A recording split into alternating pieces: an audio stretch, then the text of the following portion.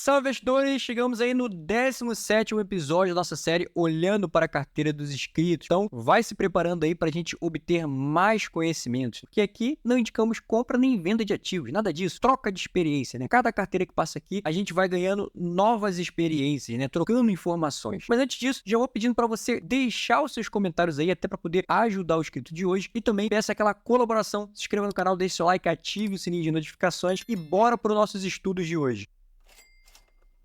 Bora começar falando aqui sobre a carteira do inscrito em destaque, Rafael Neri. Muito obrigado por deixar trazer sua carteira de investimentos aqui no nosso vídeo de hoje. Começou mais ou menos em 2019 nos investimentos por conta do incentivo do Nubank de investir em renda direto na conta. Fui me interessando sobre o assunto, mas investia muito pouco em ações de forma errada. Então aqui a gente já para um pouquinho, pessoal, porque tem duas coisas, né? Primeiro que ele começou a investir em 2019, muito tempo atrás, e começou a investir de forma errada, né? Isso aqui atrapalha realmente no início da caminhada dos investimentos. Mas isso aqui é perfeitamente normal, né? A maioria das pessoas começam a investir de forma errada. Fui fazendo minha faculdade, parei de investir nesse meio tempo, consegui um emprego onde ganho 3 vezes mais do que ganhava. Sou formado em contabilidade, trabalho como analista financeiro. Então aqui também tem pontos importantes, né? Primeiro que ele parou de investir nesse meio tempo que ele começou a faculdade, né? E isso é muito ruim para os investimentos. A gente sabe que o investimento basicamente são 3 pilares. São a consistência nos seus aportes, é você não parar, né? Sempre estar ali aportando. Outro ponto muito importante é reinvestimento dos seus dividendos. E o terceiro ponto é você não se deixar levar pela influência do mercado, né? Muitas das vezes vão falar para você vender uma ação, comprar outra, você saber filtrar essas informações. Mas, por outro lado, ele também focou na carreira dele, né? Na faculdade, que proporcionou ele a ter um emprego melhor, né? No final das contas. Então, continuando aqui, meus aportes são de no mínimo R$ 500. Tem mês que faço renda extra e aporto um pouco mais. Se sobrar no mês anterior, eu aporto também. Tenho economizado em tudo que posso para conseguir sobrar e aportar no mês seguinte, né? Então vejam que ele está focado, né, pessoal, nos aportes, nos investimentos. Isso aqui é muito importante, fazendo renda extra,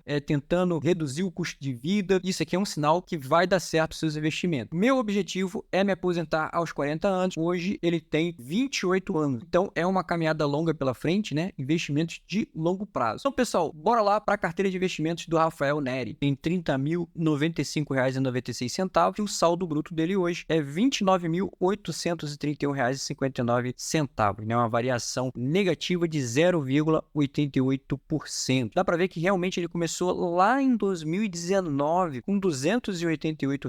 Aí houve vários períodos aqui onde ele vendeu, parou, voltou. Vejam que aqui em 2020 ele começou de novo, aí 2021 ele já vendeu boa parte dos seus ativos, aí 2022 parece que ele engatou de novo aqui e começou a aportar, né, com mais consistência. Aí sim o patrimônio dele cresceu bastante, chegou nesses patamares atuais. Chegando aqui um pouquinho para o lado, pessoal, dá para ver que a carteira dele hoje tem 49,94% em fundos imobiliários, né, tá bem focado em fundos imobiliários, 33,89% em renda fixa, 10,55% nas ações, 3,35% em criptomoedas e 2,27% em ETF. Aí olhando aqui um pouquinho mais para baixo, dá para ver que ele está com a rentabilidade positiva somente nas ações nesse momento e também na renda fixa aqui embaixo. Então, vamos começar aqui pelas ações de empresas que ele tem hoje. Dá para ver que ele tem 10 ativos e tem R$ 3.146 investido nas ações. Acho realmente que ele tem muitos ativos para o patrimônio que ele tem hoje, né? Mas tudo bem, isso aqui é estratégia de cada um. Bom, olhando aqui os ativos que ele tem,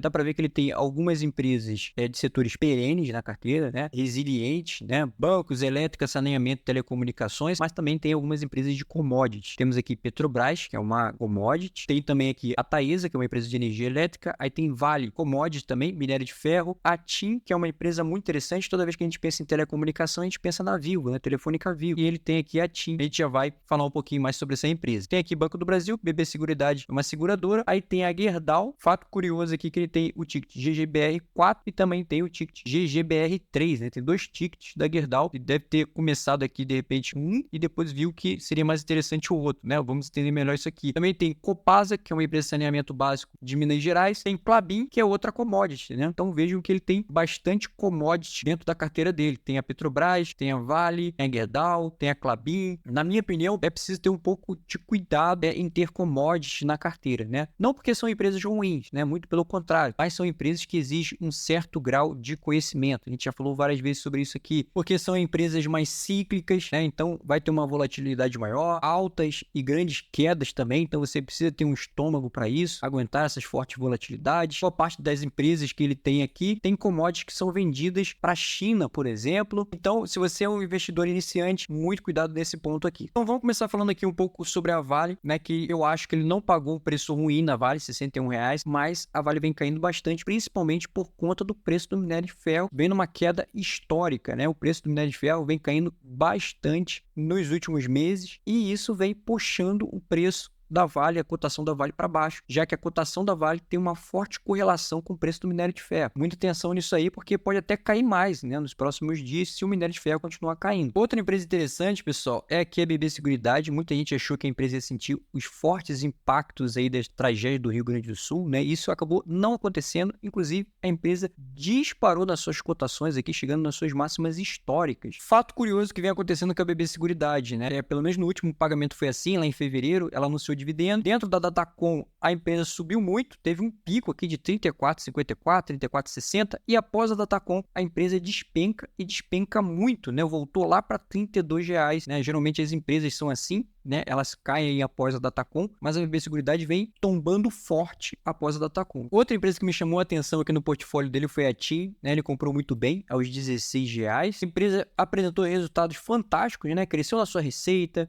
com serviço móvel, ultra fibra, receita de produtos. A empresa cresceu muito a sua receita líquida, 7,5%, vem crescendo bastante a sua base de clientes. A TIM, há 9 trimestres seguidos, ela vem crescendo o seu EBITDA na casa ali de 2 dígitos. Os lucros da empresa cresceram 22,5% e a empresa tem suas dívidas muito bem controlada e 0,07 dívida líquida sobre EBITDA. E um fato curioso aqui da TIM é que ela coloca o seu guidance, né? Ou seja, suas projeções para os próximos anos. E vejam a informação que ela nos dá aqui, né? Remuneração aos acionistas, né, somado aí o ano de 2024 até o ano de 2026, entre 11,8 a 12,2 bilhões de reais de dividendos para os seus acionistas, pessoal. Se a gente pegar, fizer as projeções aqui, o número de ações que ela tem no mercado, payout que ela costuma pagar, dá mais ou menos aí de 8 a 9% de dividend yield por ano, né, de 2024 até 2026. Olha só que informação importante. Outro ponto interessante da TIM é a frequência de pagamento. A empresa vem pagando de forma trimestral. Ela anuncia Datacom e data de pagamento muito rápido, né, de um mês para o outro, ao contrário aí da Vivo, que demora muito entre a Datacom e a data de pagamento. Realmente a TIM é uma boa empresa aí a ser estudada, né? Inclusive, a gente colocou a TIM recentemente lá na nossa planilha de membros aqui do canal, pessoal. Considere ser membro do nosso canal, você vai ter acesso a toda a nossa planilha, projeções de dividendos, preço teto, margem de segurança das ações e ainda por cima vai ter acesso ao nosso chat lá no Telegram, onde você vai poder conversar comigo e também com os outros membros do canal. Vai te ajudar muito nessa jornada dos investimentos. Já olhando aqui para o ticket Gerdau, tem 2, GGBR3 e 4. Particularmente preferi o GGBR4, tá, pessoal? Apesar que o GGBR3 está pagando um pouquinho mais de dividendos, mas tem baixíssima liquidez, tá? Muito baixa mesmo. Agora, se for para escolher mesmo, eu prefiro o ticket Goal 4. E aí vejam que o GGBR4, ele vem pagando cerca de 8% de dividend yield. E o Goal 4, ele vem pagando cerca de 14, quase 15% de dividend yield, é um ticket mais acessível. Mas, em compensação, o GGBR4, por exemplo, deu bonificação para os seus acionistas, né? Quando a gente olha um pouquinho mais para baixo aqui, quem teve o ticket GGBR4 recebeu uma bonificação aí de 20%. Então, é aquele perde e ganha, pessoal. Ou dividend yield menor e bonificação, ou um dividend yield maior, mas não teve bonificação. Pelo menos eu estou olhando aqui, o ticket Goal não teve bonificação. Mas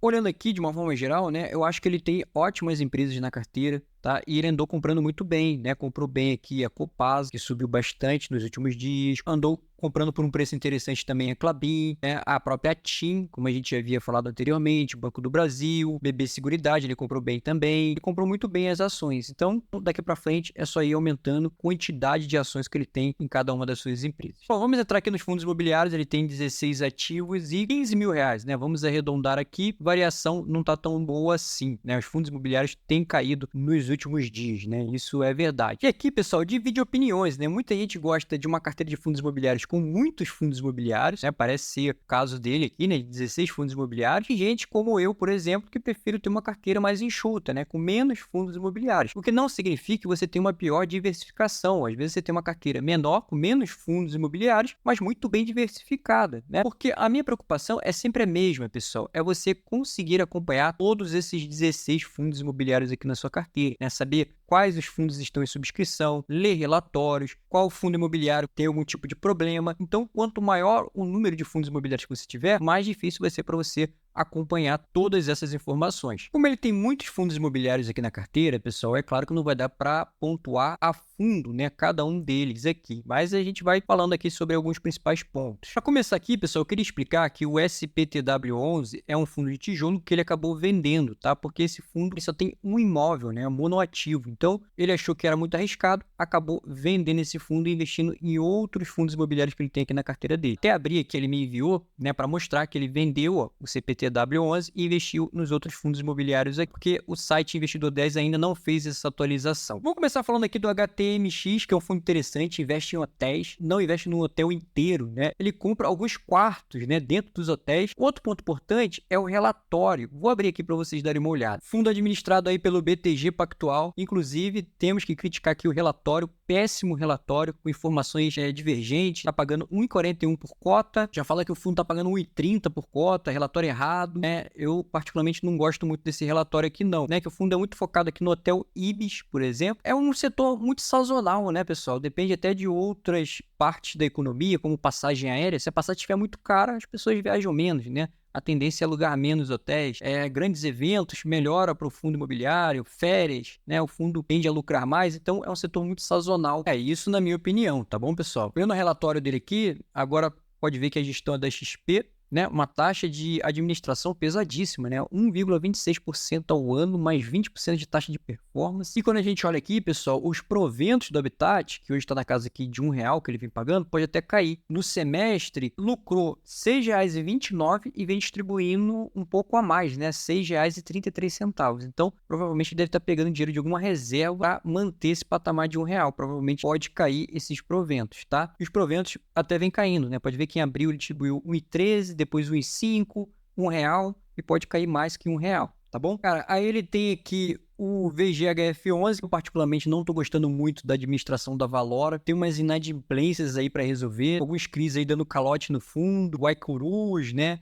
Celinas também, se eu não me engano. Como é que o fundo vai reagir a isso? Provavelmente o mercado vai bater nas suas cotações. Vendo aqui também, o MXRF11, eu acho que ele pagou bem caro, né? R$10,30. Comprou um fundo com bastante ágio. Fundo de papel, pessoal, eu particularmente só compro se ele estiver ali muito próximo de 1 ou abaixo disso. Ele tem um fundo aqui também muito interessante, pessoal, de lajes corporativas, né? O FATN11, é um fundo da BR Capital. Ele não tem um prédio inteiro também, né? Ele compra algumas salas comerciais, alguns escritórios comerciais dentro dos prédios, né? Então ele tem uma diversificação muito grande, um portfólio também muito grande. Vou entrar aqui para vocês darem uma olhada, tá vendo? E são o famoso plug and play, né? Ou seja, ele personaliza ali as suas salas de escritório de acordo com o que o inquilino quer, né? Isso é muito legal. Ó, vejam aqui a diversificação do fundo, né? Ele tem 78 escritórios comerciais, né? Lajes corporativas, em 49 edifícios diferentes, né? E 73 inquilinos diferentes, né? O fundo é muito diversificado. E aqui ele tem outro fundo imobiliário também bem interessante, o RBVA11, que é um fundo de tijolo da Rio Bravo, né? Que é uma gestora muito boa. Esse fundo aqui, ele tem mais de 70 imóveis, se eu não me engano, taxa educacional, agências, tem vários imóveis, é bem diversificado, vem pagando bons dividendos. Ó, veja que ele tem aqui 72 imóveis e a vacância está em 7%. Aí tem que ficar monitorando aqui essa vacância, né? Até diminuiu, eu acho, estava até maior, até andou diminuindo aqui a vacância, tá? Vem pagando realmente R$1 e tem 11 inquilinos. Bom fundo imobiliário, tá? Eu acho muito bom fundo imobiliário. Fora isso, pessoal, ele tem alguns fundos imobiliários aqui bem interessantes, né? O XPML11, que é um fundo de shopping, tem o VISC aqui também, o HGLG11, fundo de logística, né? BTGLG11, um outro bom fundo de logística. Alguns fundos aqui, eu acho que ele pagou bem caro, né? O caso aqui do VISC11, ele pagou R$119, quase R$120 no VISC11, eu acho que ele pagou caro no VISC11. Já outros fundos imobiliários, eu acho que ele pagou um preço bem bacana, que foi o caso aqui do HGLG. Outro fundo que ele pagou bem aqui, na minha opinião, foi o KNCR11, pagou bem. Mas no geral, pessoal, eu achei aqui que a carteira de fundos imobiliários dele